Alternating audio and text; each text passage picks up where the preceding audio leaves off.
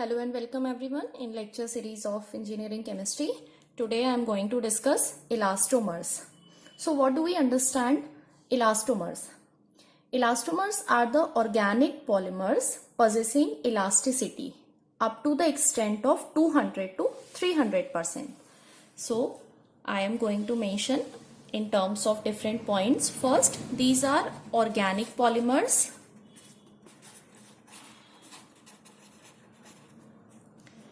having elastic property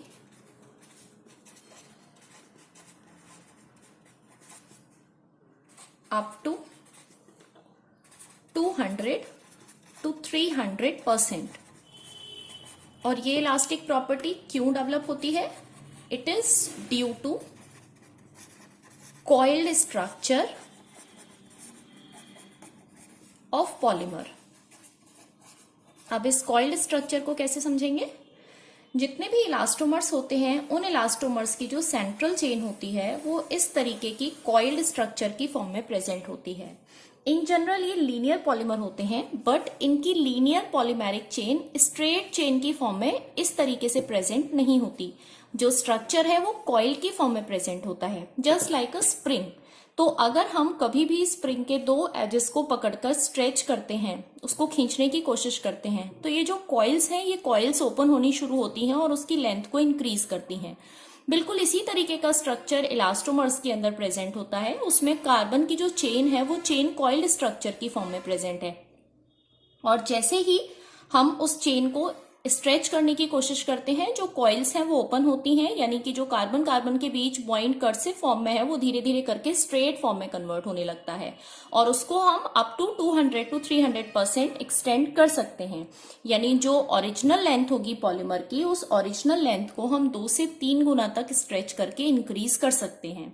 तो ऐसे सभी पॉलीमर्स जिनके अंदर इलास्टिक प्रॉपर्टी होगी, दैट मीन्स उनके अंदर कॉइल्ड स्ट्रक्चर प्रेजेंट होगा, उन पॉलीमर्स को हम इलास्टोमर्स की कैटेगरी के अंदर प्लेस करते हैं. जो इलास्टोमर्स हैं उन इलास्टोमर्स को हम डिफरेंट तरीके से डिवाइड कर सकते हैं.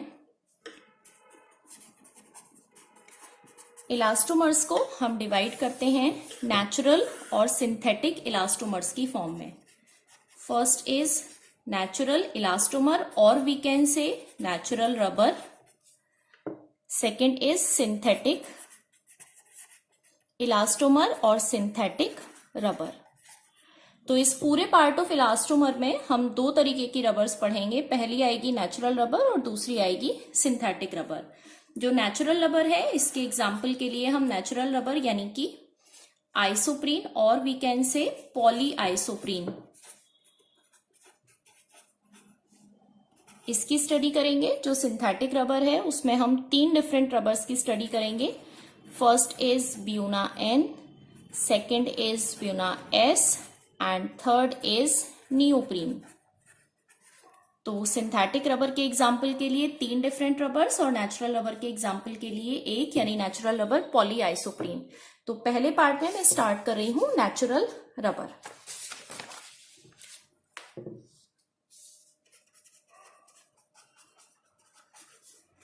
जितने भी पॉलीमर्स हम एग्जाम्पल की फॉर्म में पढ़ेंगे उन पॉलीमर्स को हम कुछ हेडिंग्स के तरीके से डिवाइड करेंगे.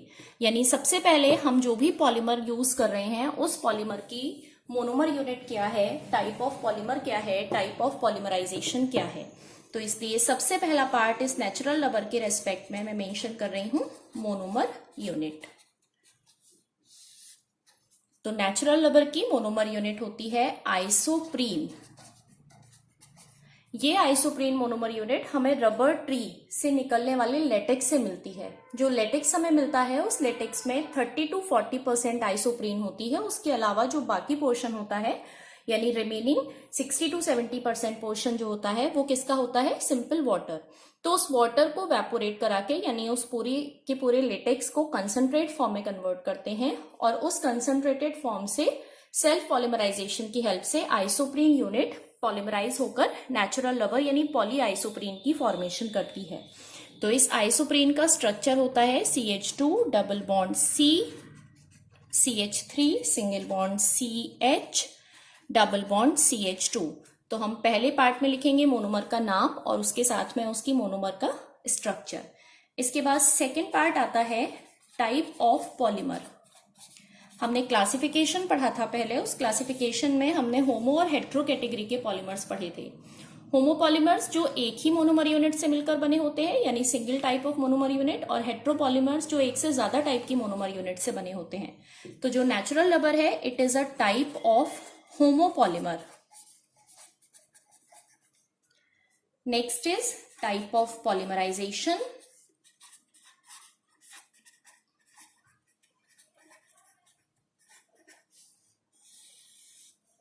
हमने दो तरीके के पॉलीमराइजेशन पढ़े हैं, एडिशन एंड कंडेंसेशन। तो natural rubber is a type of addition polymerisation.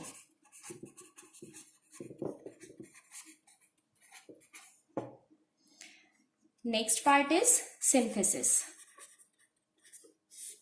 तो सिंथेसिस किससे होगी? मोनोमर यूनिट जो हमारे पास है आइसोप्रीन, तो रिएक्शन की फॉर्म में मेंशन करेंगे CH2 double bond C, CH3 single bond C, H double bond CH2. If there are n number of monomer units which is isoprene, it converts into polyisoprene. तो जब ये isoprene पॉलीआइसोप्रीन की form में convert होगी तो जिन दो carbon atoms के बीच double bond है वो डबल की जगह सिंगल बॉन्ड में कन्वर्ट हो जाएगा और कंटिन्यूएशन में एक चेन स्ट्रक्चर बनेगा। सेम ऐसे ही ये डबल बॉन्ड सिंगल बॉन्ड की फॉर्म में कन्वर्ट हो जाएगा, बट जिन दो कार्बन्स के बीच में सिंगल बॉन्ड है वहां पर कौन सा बॉन्ड आ जाएगा? Double bond. क्योंकि जब ये दोनों बॉन्ड ब्रेक होंगे तभी कंटिन्यूएशन में चेन बनेगी, ट्रांसफर ऑफ इलेक्ट्रॉन होगा, जिसकी वजह से पॉजिटिव नेगेटिव चार्जेस दो डिफरेंट कार्बन्स पर डेवलप होंगे। तो हम इसे मेंशन कर सकते हैं CH2 single bond C, CH3 double bond CH single bond CH2। तो ध्यान रखेंगे जब भी मोनोमर का कन्वर्जन पॉलीमर की फॉर्म में होगा तब हमेशा डबल की जगह सिंगल बॉन्ड और सिंगल की जगह डबल बॉन्ड की फॉर्मेशन होगी और दो मोनोमर यूनिट्स आपस में सिंगल बॉन्ड की हेल्प से अटैच होंगी, जिसको हम कंटिन्यूएशन में बॉन्ड बनाकर और इस कैपिटल ब्रैकेट के साथ स्ट्रक्चर को क्लोज करके मेंशन करते हैं। तो it is isoprene and the formed structure is polyisoprene. This polyisoprene is also known as natural rubber. ये जो पॉलीआइसोप्रीन होता है, इस पॉलीआइसोप्रीन की प्रॉपर्टीज बहुत ही खराब होती हैं, यानी ये एक रॉ कैटेगरी ऑफ रबर होती है। तो इस पॉलीआइसोप्रीन को हम इन जनरल किसी भी एप्लीकेशन के लिए अगर यूटिलाइज करते हैं तो इससे बनने वाले जो आर्टिकल्स होते हैं वो बहुत ही खराब क्वालिटी के होते हैं। तो इसकी क्वालिटी को इम्प्रूव करने के लिए हम क्या करते हैं, बनने वाली जो पॉलीआइसोप्रीन है उस पॉलीआइसोप्रीन का वल्केनाइजेशन कराते हैं। जो वल्केनाइजेशन प्रोसेस होता है, इस वल्केनाइजेशन प्रोसेस के अंदर हम अपनी नेचुरल रबर यानी पॉलीआइसोप्रीन को कंपाउंडेड कराते हैं या अटैच करते हैं सल्फर के साथ।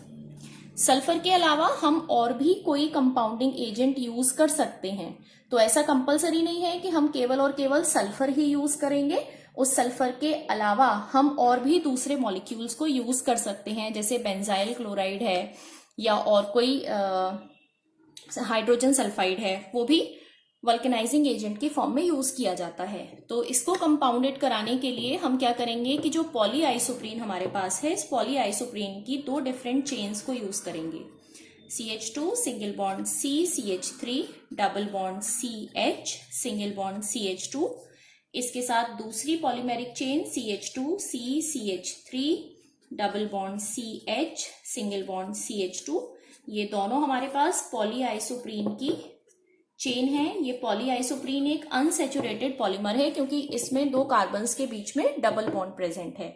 जब हम वल्केनाइजेशन का प्रोसेस कराते हैं तो उस वल्केनाइजेशन के प्रोसेस में हम जो भी वल्केनाइजिंग एजेंट लेंगे वो वल्केनाइजिंग एजेंट इस लीनियर पॉलीमर को एक क्रॉस लिंक्ड पॉलीमर की फॉर्म में कन्वर्ट करेगा, यानी ये यूज किया जाने वाला सल्फर इस डबल बॉन्ड को रिप्लेस करेगा और इसकी जगह इन दोनों पॉलीमेरिक चेन को अटैच करके लीनियर की जगह क्रॉस लिंक्ड पॉलीमर की फॉर्म में कन्वर्ट करेगा। यानी बनने वाला जो स्ट्रक्चर होगा उसको हम कैसे रिप्रेजेंट करेंगे? CH2 single bond C, CH3 single bond CH। पहले डबल था, डबल की जगह किसकी फॉर्मेशन होगी? सिंगल बॉन्ड की फॉर्मेशन होगी और ये कार्बन दूसरी पॉलीमेरिक चेन के साथ बाइसल्फाइड लिंकेज की फॉर्मेशन करेंगे, यानी इस कार्बन के साथ अटैच ये CH3 और दूसरा CH, साथ में CH2 CH2। तो अब ये जो बनने वाला पॉलीमर है, इस पॉलीमर में कहीं पर भी कोई डबल बॉन्ड प्रेजेंट नहीं है। इसका मतलब क्या है कि अब ये एक सैचुरेटेड क्रॉस लिंक्ड पॉलीमर है। और ये कैसा पॉलीमर था? This was unsaturated linear polymer. लेकिन ये जो वल्केनाइज्ड पॉलीमर है, या इस वल्केनाइजेशन प्रोसेस के बाद जो पॉलीमर हमें मिला, ये कैसा है? It is saturated and cross linked polymer. तो ये हमारे पास थी नेचुरल रबर और ये हमारे पास क्या है? Vulcanized rubber. After the process of vulcanization जो रबर की प्रॉपर्टीज हैं उसमें बहुत बड़ा इंप्रूवमेंट आता है। जितनी भी ड्रॉबैक्स हमारे नेचुरल रबर के अंदर थे, वो सारे के सारे ड्रॉबैक्स इस वल्केनाइजेशन प्रोसेस के बाद रिमूव हो जाते हैं। तो ये जो प्रोसेस ऑफ वल्केनाइजेशन है, इस प्रोसेस ऑफ वल्केनाइजेशन को हम सिर्फ नेचुरल रबर के साथ ही नहीं बल्कि किसी भी सिंथेटिक रबर के साथ हम इसको करा सकते हैं। जिस भी रबर की प्रॉपर्टीज को हमें इंप्रूव करना हो, उस रबर को हम कंपाउंडेड करेंगे किसी भी वल्केनाइजिंग एजेंट के साथ में। जैसे यहाँ पर हमने सल्फर लिया है, because sulphur is the most commonly used vulcanizing agent, but इसकी जगह हम हाइड्रोजन सल्फाइड, बेंजाइल क्लोराइड और भी वल्केनाइजिंग एजेंट्स यूज कर सकते हैं। सो आपने इलास्टोमर्स पढ़ा। इलास्टोमर्स की पहली कैटेगरी नेचुरल रबर हमने पढ़ी, उस नेचुरल रबर के वल्केनाइजेशन प्रोसेस को पढ़ा। तो अगले पार्ट में हम सिंथेटिक रबर की तरफ पढ़ेंगे। Thank you so much.